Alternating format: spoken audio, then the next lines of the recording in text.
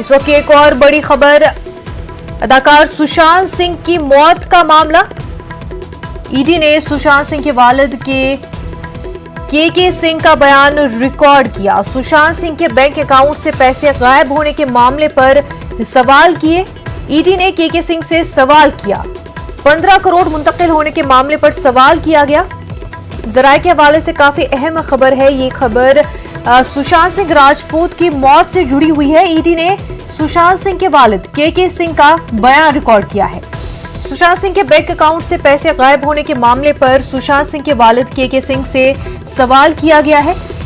15 करोड़ मुंतकिल होने के मामले पर सुशांत सिंह के वालिद के सिंह से सवाल किए हैं ईडी ने।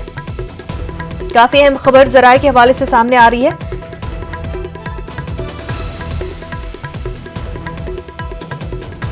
अदाकार सुशांत सिंह की मौत से जुड़ी हुई अहम खबर है ये। लगातार तफ्तीश जारी है और इसी सिलसिले में ईडी ने सुशांत सिंह के वालिद के सिंह का बयान रिकॉर्ड किया। सुशांत सिंह के बैंक अकाउंट से पैसे गायब होने के मामले को लेकर के सिंह से सवाल किए गए हैं। 15 करोड़ मुंतकिल होने के मामले पर सुशांत सिंह के वालिद के सिंह से सवाल किए गए हैं।